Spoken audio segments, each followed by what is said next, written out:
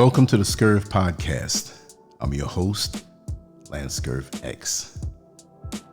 I'm going to be covering this particular topic frequently, not every single day, but frequently. And what's that topic? Why are Black Americans moving to Africa? Living the American dream by leaving America. I get mixed reactions when I speak on this topic. Even more so, I've gotten or received very aggressive reactions since I'm actually living proof of this. And I'll speak about that toward the end. But America is 250 years old. And for Black people, most of that history has been struggle. We built this place with our blood, sweat, and broken backs. From the cotton fields to Wall Street culture, our free labor and creativity shaped a nation that still questions our humanity. Now, something powerful is happening. Black Americans are quietly packing up, selling homes, pulling children out of schools, shipping containers across oceans, applying for dual citizenship, booking one-way tickets. Not because it sounds cute on social media, not because it's trendy, but because they are tired. Tired of grinding just to survive. Tired of burying loved ones too early. Tired of watching their children rehearse active shooter drills like it's normal. Tired of being told America is the greatest country in the world while their rent goes up again. For a growing number of us, the American dream doesn't look like staying. It looks like leaving. The United States does not track how many Black Americans leave by race, but we know millions of Americans now live overseas. Estimates range from 4 to 9 million total citizens abroad. And relocation agencies that focus on Black families say inquiries have exploded in the last 5 years. In 2019, Ghana launched the Year of Return, marking 400 years since the first enslaved Africans were dragged into America. Over 1 million visitors traveled there that year. I was one of them. Many were African Americans who felt something shift in their spirit. Since then, Ghana's Beyond the Return program has pushed long-term residency and investment, as well as citizenship, which I'm happy to have received. But this movement is not just about Ghana. Black Americans are relocating to Kenya, Senegal, Rwanda, and other African nations, offering diaspora visas, land access, and business opportunity.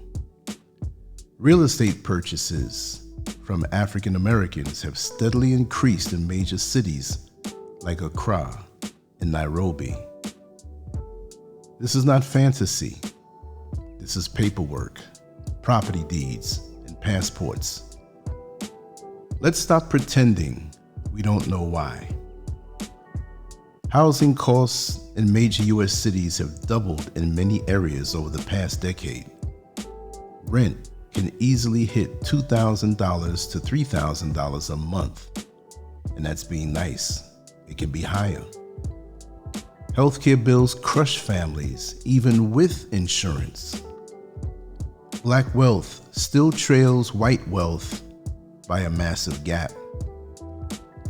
Gun violence continues to rip through urban neighborhoods with no end in sight. Parents are looking at their children and asking hard questions. Do I want my son growing up constantly viewed as a threat? Do I want my daughter drowning in social media standards that tell her she's not good enough and all she has to offer is a half-naked body? Do I want my child rehearsing for bullets instead of dreaming freely? Meanwhile, remote work changed the game. Black IT professional earning US dollars can live comfortably in Nairobi, for example. A retired couple collecting Social Security can stretch that check much further in West Africa. Entrepreneurs can buy land instead of renting apartments forever. Quality of life matters more than a big salary that disappears before the month ends. A nurse from Chicago relocates to Senegal and pays a fraction for private health care. A family from Atlanta sells their suburban home, buys property in Ghana outright, and eliminates their mortgage. A veteran from Texas moves to Kenya and receives affordable care without drowning in paperwork. These are not celebrities.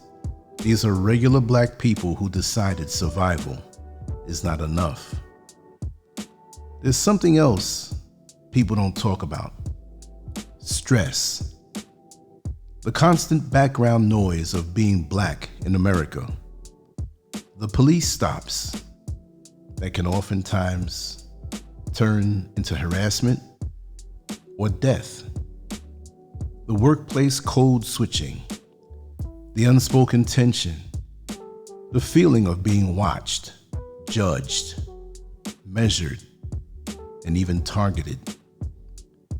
Many who relocate say they didn't realize how tight their chest felt until it loosened.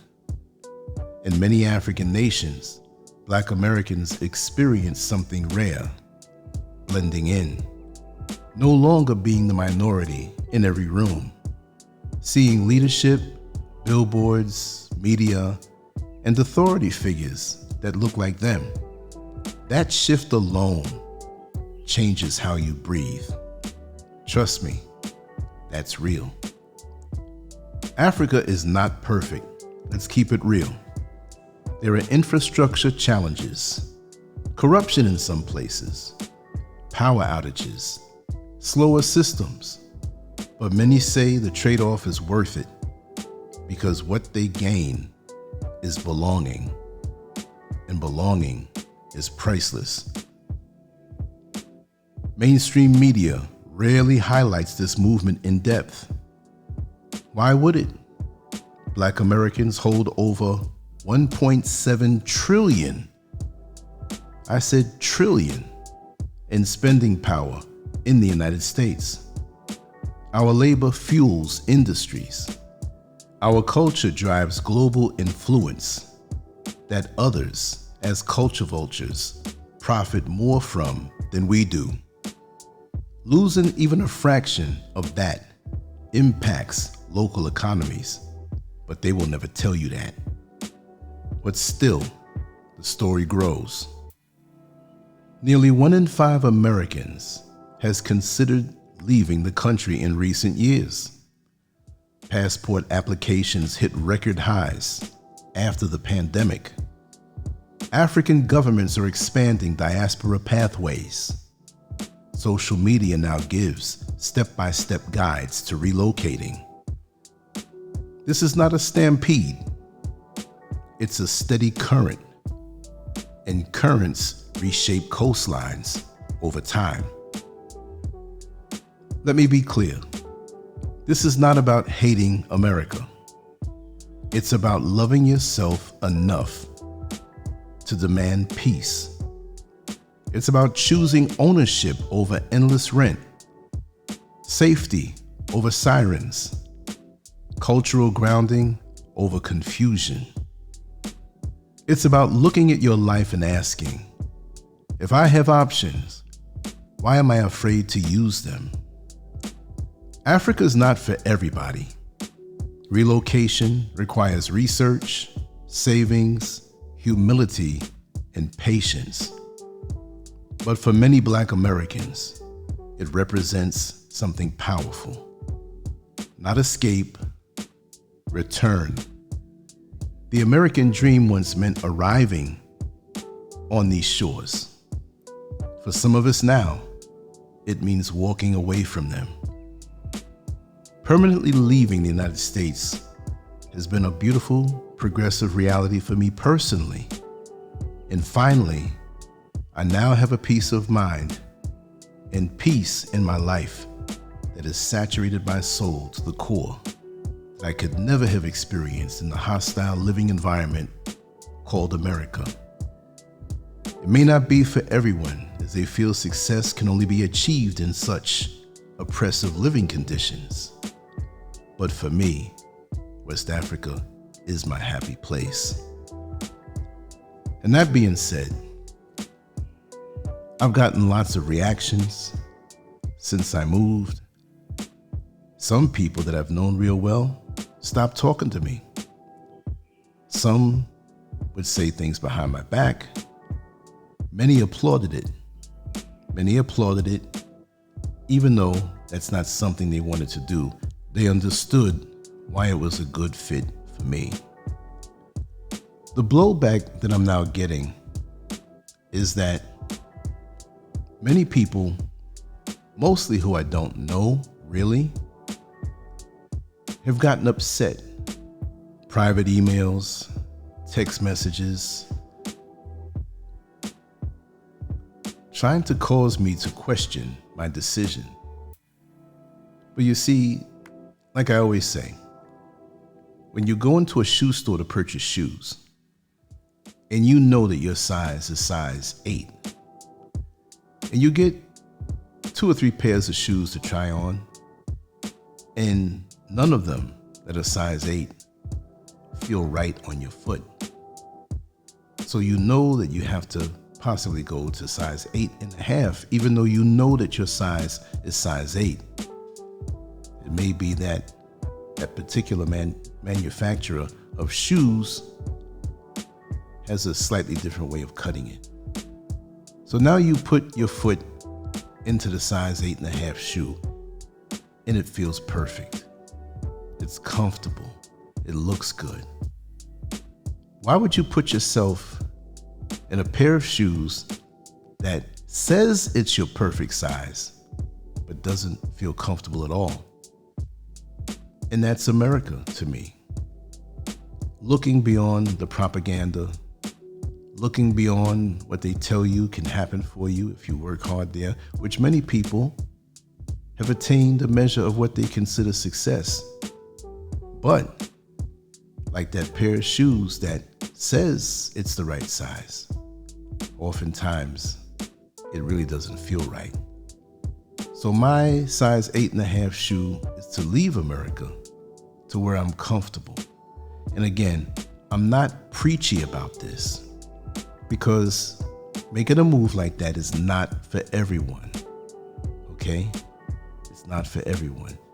You have family members, young children sometime that need to stay in school. You may have an adult who depends on you in a health-related situation, or an elderly parent or family member.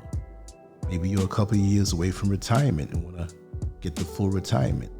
There's a multitude of reasons why one would not want to move to Africa. Maybe you want to move to a different country. That's fine. And usually, when it's a Black American, there are some of the same overlapping reasons why one would move and want to leave America. But here's the blowback that I find interesting. I've talked to many people over the years who have attained great success in America. And since they see me so happy, and the fact that I placed myself way ahead of where I would have reached in America, right? Many don't like that. Many don't like to see that you can equal them or surpass their success, which I am not in a competition. I'm just telling it like it is. It upsets them that you can make a move like that and come out ahead financially, emotionally, mentally, and spiritually, quietly. And these are people who may know me online or even personally. It's been a trip. I can say more, but I will not reveal everything. But human nature is something else. See, we live in a culture where many people compare themselves because they're exposed to the personal business of other people on social media. When we didn't have social media, we had no choice but to mind our business more so. Some of these same people who compare themselves or find themselves in a silent competition with you, without social media, pretty much, they wouldn't even know you. And if they did, they wouldn't know the inner workings of your life. Oh, how I wish we can go back to that.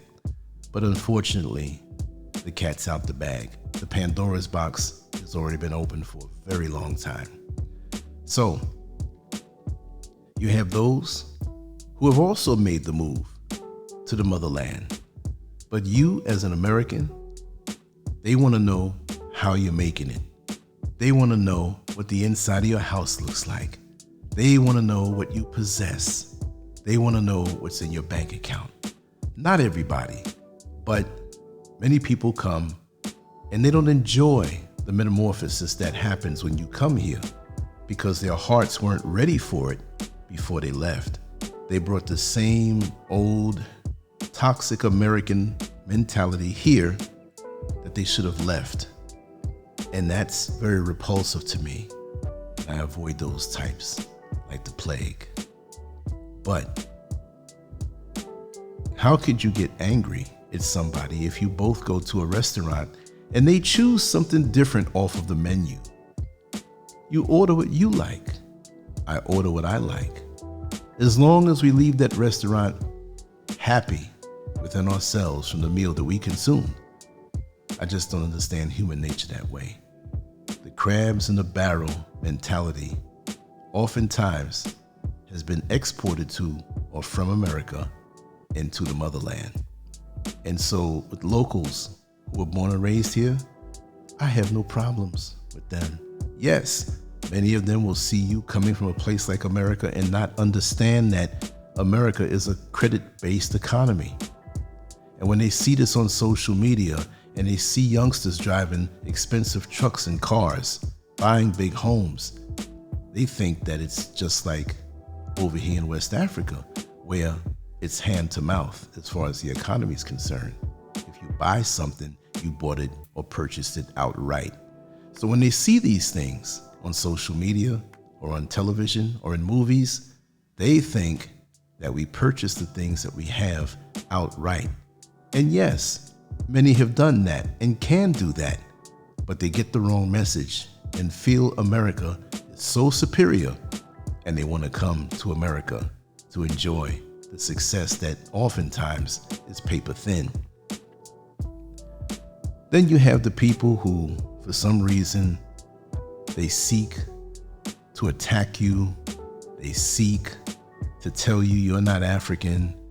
They seek to argue with you. And I really wonder how many of these individuals are actually black, melanated. See, life began in the motherland, and we're all over the place. And all of the countless years, countless hundreds of thousands of years that we've been on this planet. So do you expect that migration will not happen?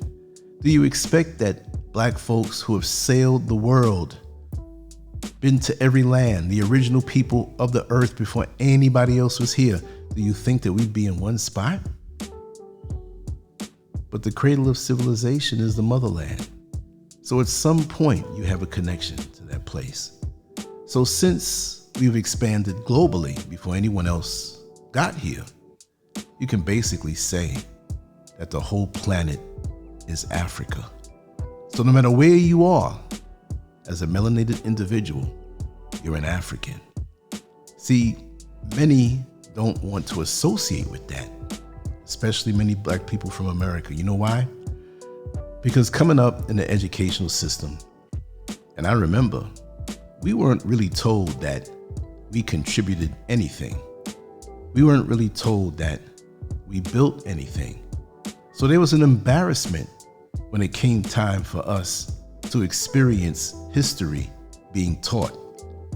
And I don't know if you ever had this thought, but have you ever thought, now that social media is in full force, and yes, we know that there are a lot of falsehoods out here, but the bottom line is, I believe I've learned more about Black American, melanated American history on social media than I ever did in an American classroom. And why is that? Because they're not going to tell the whole truth. They tell us that we're animals, not in school now, but they insinuate it somewhat. But we're told that we're animals, that we're beasts, that we're less than. But look at how those people who taught us a false history, when you pull back the shroud, when you pull back the veil, look at how they terrorize every country and every culture on the planet, robbed and raped and stole from that place. And usually it was the darker peoples of the world. And they will flip the history and their narrative of how they tell the history. The great founding fathers of America. Founding fathers? When you came to America and found it, it was fully populated. They make it seem like there were a few scattered Native Americans there. They didn't tell you what they did to them. They didn't tell you all the way what they did to us after bringing us here. And of course, there will be Africans that got loose and mated with the natives who were there. But many of us in our denial, we construct all of these different narratives. And when someone actually leaves America, it puts fear in their heart. Because as much as these people say they built America and that they have nothing to do with Africa, when a person leaves, it puts fear in their heart because they say to themselves, oh my God, I can't leave my master. I say I have nothing to do with Africa and I built this place, but I better hurry up Monday morning and punch that clock. To a man who doesn't look like me in general. And I'm not saying there's anything wrong with holding a job. I've held many jobs in America. But I was that type of individual who was always looking for a way to get off of the plantation. And once I saw my opening, like Kunta Kinte and Roots, I left. Except for me, they didn't recapture me and bring me back. I was a wise one. And people ask me, do you miss America? I tell them, I miss family members, good friends, but I don't miss the system of America. I don't miss a system that always comes up to find a way to rob you of being gainfully employed or being able to live a certain level. There's always some type of law. There's always some type of tax. There's always some type of movement. Once they observe you making it, they're coming against you. And again, that has been my experience. I'm not saying it's someone else's experience, but if it makes you rethink, if my move makes you rethink your reality because of the whole comparison mentality, and you don't like what you see, and you hate to see someone move forward permanently and happy, then that's your problem. And I'm attacked all the time, and I will be in this comment section or through the emails and text messages. It always happens. But see, again, I say this is not for everyone. Find your happy place. Find the place where you can sleep deeper, take a walk any time of day or night safely, be greeted And also I want to say, with the people who think for themselves and migrate out of America, no matter where you go, I noticed that years ago, around the time of the year of return in Ghana, there was so much positive feedback. So many people that arrived to these shores that made videos and talked about how good it was. And many of them miscalculated because they came without doing research or planning, or they thought that they can get a job here, which, to be honest, the jobs here do not pay what they pay in America. And don't think you're going to get a job over a native Ghanaian. It's just the way it is. And you won't be happy with the pay. So you have to have some form of external income, right? But now I'm seeing many people talk about how bad it is.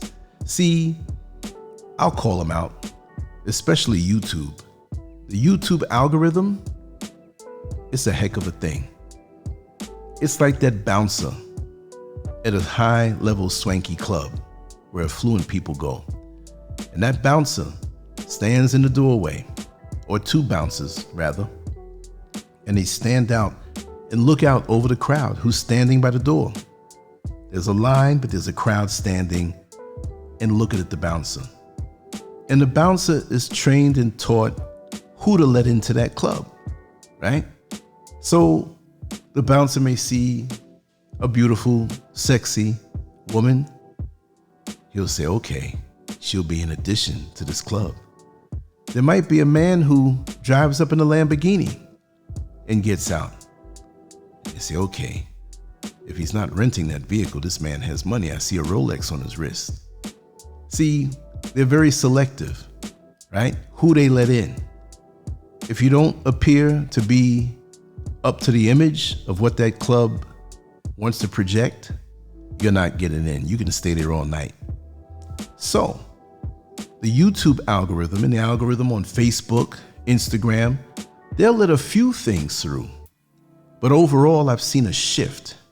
Because remember, this month marks 25 years that I've been on social media. February of 2001. Strong, every day. Even though much of my stuff has been erased off of the internet, people know, and I'm still here. So the algorithms stand and they look over the cyberspace horizon, and they can pick and choose who gets through, what message goes out there. And they are allowing so many people who look like me, as far as being melanated, to speak badly about the motherland because they don't want to lose that $1.7 trillion of money that they get from black people. And the funny thing is, I remember a lot of the youngsters when I was younger, and a couple of adults that might drive past you and flip you the bird, flip you the finger. One of the first things they used to say, you people need to go back to Africa. Wow. And many of us in our ignorance thought that that was a bad thing, because on TV, all we saw was hungry African children with their ribs sticking out because of not getting any food, and the flies that were just so insistent on landing on their face to the point that this kid was so weak, he didn't even have the energy to brush the fly away. And that was the image of us needing the white slave master to civilize us, as they would tell us, you better be happy that we brought you from Africa to civilize you. I'm sorry, I just have a memory and I don't forget things. They say the elephant has the most amazing memory on the planet. Well, there are many elephants that call me up. Now, you know, this is a joke. They call me up to ask me about things that they forgot, because I don't forget. And that's the problem that many people have with me when they want to have a revisionist way of looking at things and rewrite history. So you civilized us, but yet you found yourself at Timbuktu to learn the higher learning. taught you how to bathe, and we taught you civilization. We had all of these things before you had it, but somehow, some way, you flipped the script and had us brainwashed. And the funny thing about it is many of us know this, but we don't want to embrace our greatness. We're only great when we work under the modern day slave master, when we can talk about their companies and their corporate systems that we're a part of. But we feel as though we'll be nothing if we leave those things. But we're under their mercy. No matter how much money they give you every single year, they can snatch it away from you. You don't own their system. You don't own anything there. But we like to parade around as though we do. And when we see somebody break out of that system completely, to trust in themselves and their own work ethic, never to give their blood, sweat, and tears to any corporation or any company again, it puts fear, just like the slaves who, and we're not slaves, but I have to say it this way, just like those who were enslaved, I'll correct it and say it that way. When we saw another escape the plantation, what was the first feeling that they felt? Fear. Because in their mind, they needed their master. They needed their master to survive. It's the master that provided this life that I have, even though I'm being raped and tortured and tormented every day of the week. We can't leave this place, because they had no confidence in themselves and they were stripped of that. And so when I'm seen enjoying myself in my beautiful home, going to my yard and getting fruits that I can eat, getting along with the folks here and getting the respect, it brings fear to their hearts and also a bit of envy, because I crossed over and made it to the other side. And America to me now looks so distant. I know it well.